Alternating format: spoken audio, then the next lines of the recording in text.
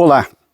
O famoso poema No Meio do Caminho foi publicado pela primeira vez em julho de 1928 na revista De Antropofagia, número 3, que é de autoria do grande poeta Carlos Drummond de Andrade, considerado um cartão postal do poeta modernista mineiro. E é um poema muito conhecido. No meio do caminho havia uma pedra no meio do caminho. E ele vai repetindo, ele enfatiza muito essa expressão, a figura da pedra no meio do caminho, e ele vai enfatizando isso por muitas vezes em todo o seu poema. É um sinônimo de um problema que há no meio do caminho, né? Pedra é sinônimo de um problema. Hoje eu quero falar para vocês, eu quero contar para vocês uma história que tem a ver também com pedra. Pedras e pedras. E essa história foi narrada pelo evangelista João, no seu capítulo 8, e eu chamo a sua atenção para a leitura. De madrugada voltou novamente para o templo, e todo o povo ia ter com Jesus, e ele, assentado, ensinava ao povo. Os escribas e fariseus trouxeram à sua presença uma mulher surpreendida em adultério, e fazendo-a ficar em pé no meio de todos, disseram a Jesus: Mestre, esta mulher foi apanhada em flagrante adultério, e na lei nos mandou Moisés que tais mulheres sejam apedrejadas. Tu, pois, que dizes? Isso diziam eles, tentando-o, para terem de que o acusar. Mas Jesus, inclinando, escrevia na terra com o dedo.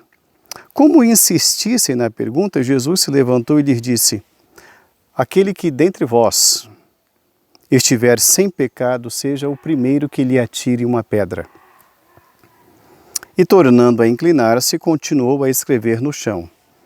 Mas ouvindo eles esta resposta e acusados pela própria consciência, foram se retirando um por um, a começar pelos mais velhos até aos últimos, ficando só Jesus e a mulher no meio onde estava.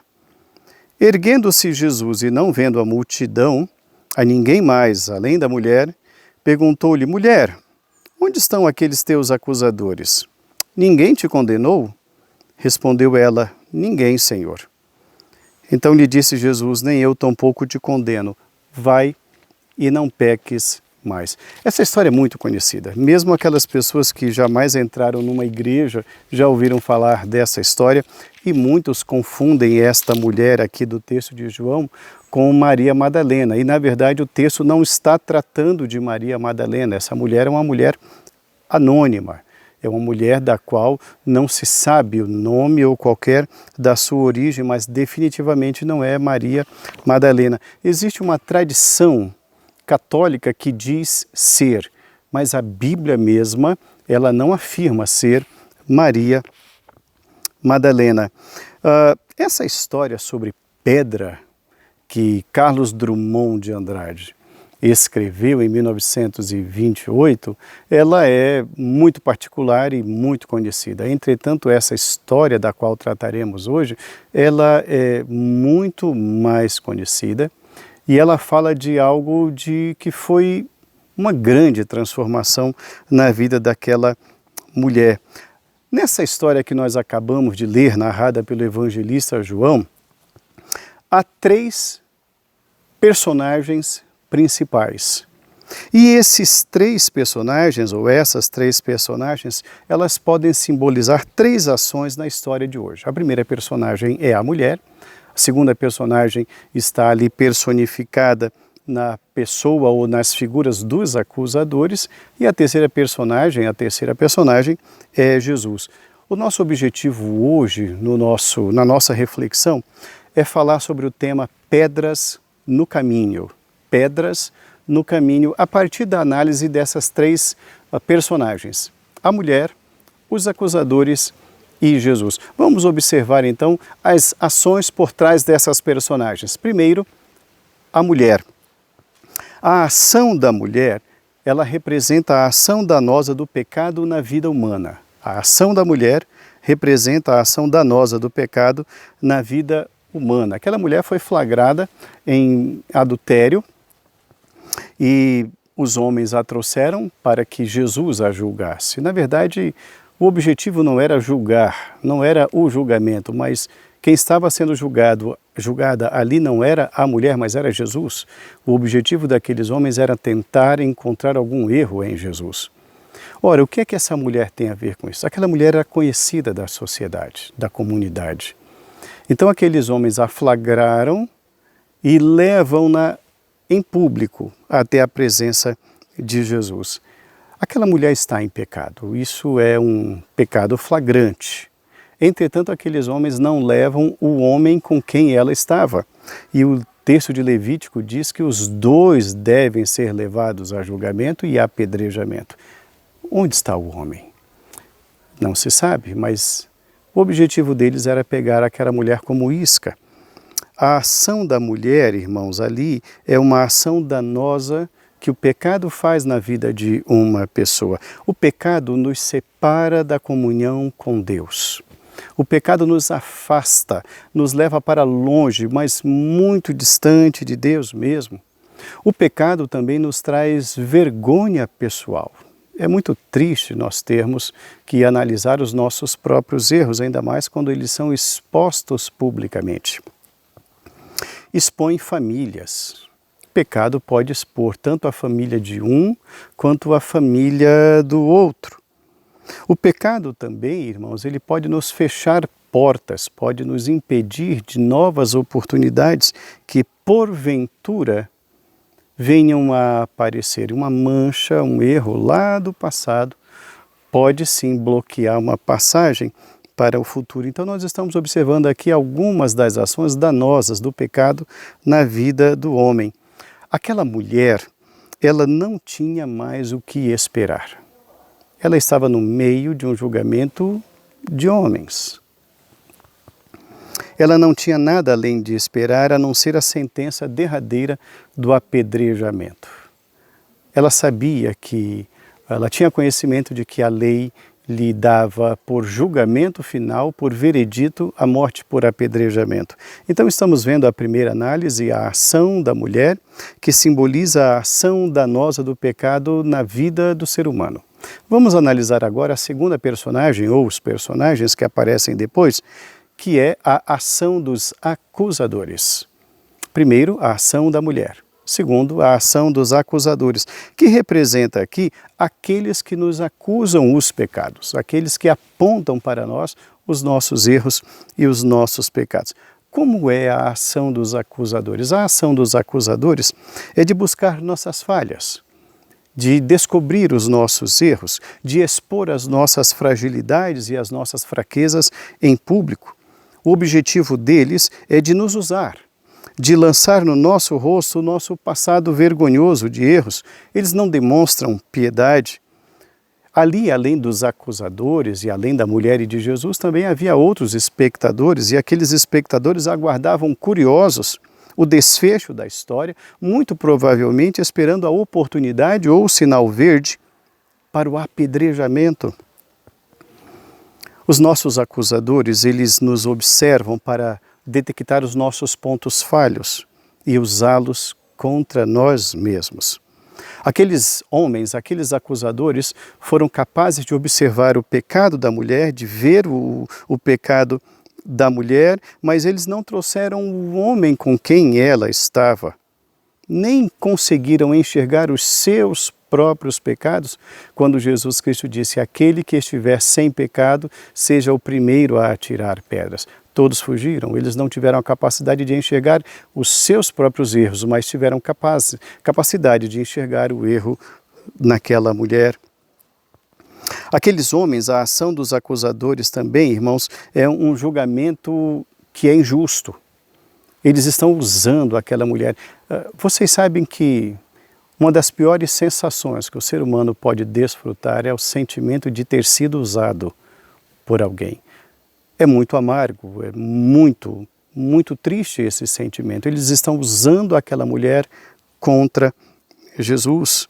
Então era um julgamento injusto, pouco valor ou nenhum valor teria. Mas fariseus e hipócritas são exatamente assim. Eles têm a capacidade de enxergar os erros alheios, mas não contemplam a si mesmos. Em terceiro lugar, nós vamos observar agora a ação de Jesus. Nós já vimos a ação da mulher, primeiro personagem, A ação dos acusadores, segundo o personagem, agora a ação de Jesus, que representa aquele que nos julga corretamente, nos livra e perdoa todos os nossos pecados. Como é a ação de Jesus? A ação de Jesus é de ouvir os dois lados. Jesus ouve os acusadores e, posteriormente, ele ouve também aquela mulher. Jesus é o único que dá a devida atenção ao caso ao ouvir corretamente os dois lados. Ele trata, assim, de todos os pecados. Eu chamo a sua atenção que Jesus trata do pecado da mulher e também trata do pecado dos acusadores, quando ele diz: quem estiver sem pecado, seja o primeiro a atirar pedras. Então observe bem que naquela frase, Jesus Cristo não está dizendo: olha, a mulher não fez nenhum erro, ou o erro está apenas com vocês, homens. Ele trata de ambos os casos. A oportunidade que Jesus oferece é tudo o que aquela mulher necessitava naquele momento. Aquela mulher precisava ser ouvida. Aquela mulher precisava de alguém que enxergasse não o erro, mas enxergasse o lado humano. Existe uma vida em jogo. Jesus vê exatamente isso. Jesus vê o ser humano, a pessoa que necessita de restauração. Há uma vida em jogo. Eu acho bonita essa atitude de Jesus, porque ele demonstra sabedoria, ele demonstra mansidão. Jesus Cristo também demonstra misericórdia e, sobretudo, justiça. Jesus é justo no seu julgar. Quando Jesus Cristo, no final da história, diz: mulher, onde estão os teus acusadores? Ninguém ficou? E ela responde assim: Senhor, eu estou só. Jesus Cristo responde: nem eu tampouco te condeno, vai e não peques mais.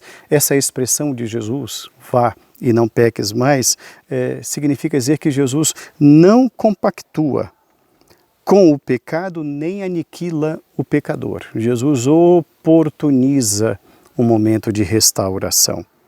Ele não apenas nos livra das pedras do mundo, como também nos liberta das amarras da morte eterna. Jesus está oportunizando para aquela mulher uma nova vida, um novo tempo, uma nova história de vida, uma nova história de liberdade e, sobretudo, de dignidade. Concluindo a nossa reflexão de hoje, nós aprendemos muitas lições com essa história narrada por João, capítulo 8, que estamos estudando hoje. O fato de termos pecados diferentes não nos torna superiores aos demais, nem inferiores aos outros. Todos somos pecadores, todos nós. Ninguém se encontra na posição de apontar o dedo para quem quer que seja. Ninguém se encontra em posição de julgar o outro. Aqueles homens levaram a mulher até Jesus e ela saiu transformada, ao passo que eles mesmos recusaram a oportunidade de graça, da graça que estava sendo ali oportunizada a cada um deles. O perdão e a oportunidade oferecidos não eram uma carta branca para que aquela mulher continuasse uma vida de erros e pecados, mas era uma oportunidade para um novo mundo, uma nova qualidade de vida e de novos valores a serem agora seguidos. Uma outra lição que nós aprendemos aqui com essa história é que somente em Cristo e somente por Cristo é que o pecado é tratado de maneira justa. Somente em Cristo os meus pecados são tratados de maneira justa. Somente em Cristo os seus pecados, os nossos pecados, são tratados de maneira justa. Diante dos homens, não, mas diante de Cristo, sim, e somente diante dele. Todos tiveram a mesma oportunidade, os acusadores e a acusada. Mas nem todos a aproveitaram, apenas aquela mulher. Aquele episódio, irmãos, parecia ser o fim daquela mulher, não é mesmo? Ela já sabia que seria condenada à morte por apedrejamento, todos conheciam a lei, mas em vez de ser o fim da história, no entanto, foi o início de uma nova caminhada e de uma nova vida a partir da restauração do perdão de Jesus. É bom frisarmos aqui que o mais importante não é quem ou quando alguém lhe causou uma ferida que pode estar aberta até hoje. Isso não é o mais importante. O mais importante é que o passado de erros pode terminar agora mesmo por meio do reconhecimento dos erros do passado, de um arrependimento verdadeiro, genuíno, e pela aceitação da oportunidade de graça que somente Jesus dá. Deixe os outros seguirem os seus próprios caminhos e opções. É hora de cuidar da nossa vida, é hora de curar as nossas feridas, é hora de aproveitar as oportunidades da graça que somente Jesus pode dar. Hoje nós vimos 3 ações. A ação do pecado na vida de uma pessoa, a mulher flagrada, envergonhada, exposta.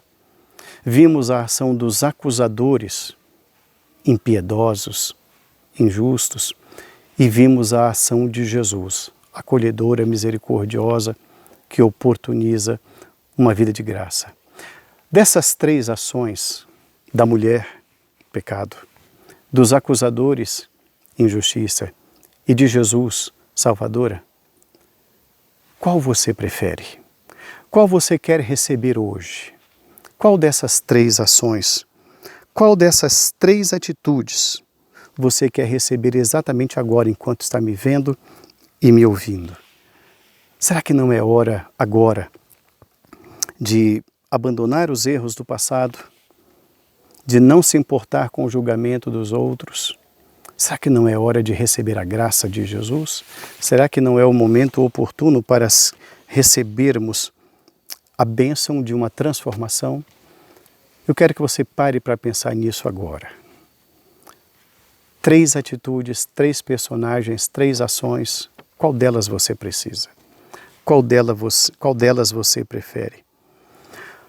Talvez você esteja me vendo e ouvindo agora e estejam passando alguns filmes na sua mente do seu passado.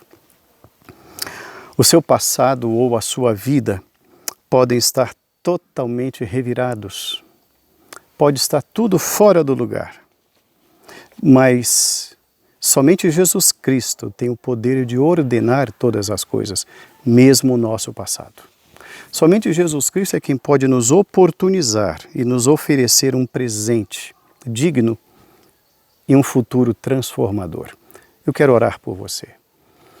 Deus de misericórdia, Deus de graça e Deus de bondade, eu rogo ao Senhor por todas as vidas que têm um passado triste, um passado que deve ficar lá mesmo, passado. Eu quero te rogar por aqueles que ainda trazem feridas abertas, problemas, meu Deus, com pessoas da igreja, problemas com pessoas da família, pessoas que foram acusadas, justa ou injustamente, que trazem consigo feridas que ainda estão abertas, que doem. Eu quero te rogar agora, no nome de Jesus, que essas feridas sejam curadas, que o passado fique no passado e que a partir de agora o Senhor haja nessas vidas para curar essas feridas e transformar essas vidas. Eu te rogo que seja assim em nome de Jesus. Amém. Assim que nós pudermos nos reunir, eu quero que você esteja conosco na Igreja Presbiteriana da Bela Vista, lá na Rua dos Franceses, número 15, lá no bairro do Bexiga, no centro da cidade de São Paulo. Vai ser uma grande alegria ter você conosco hoje. Você gostou da mensagem de hoje? Se essa mensagem lhe trouxe uma palavra de esperança, de desafio e de uma nova oportunidade, eu gostaria que você compartilhasse esse vídeo com as pessoas do seu contato. Existem muitas pessoas que trazem consigo feridas ainda abertas, pessoas que estão presas a um passado de acusações e certamente essa palavra do Senhor, a palavra do Evangelho, irá libertar essas pessoas. Divulgue esse vídeo. Passe essa semente adiante, divulgue essa semente, porque é necessário que o Evangelho seja espalhado para muito mais pessoas. Que Deus abençoe a sua vida, que Deus abençoe a sua família grandemente. E não se esqueça, existem pedras no seu caminho, existem pedras no seu passado.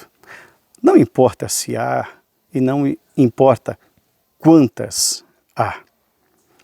O que nós aprendemos é que o que perdemos no fogo Somente Jesus faz renascer tudo de novo das cinzas. Um abraço.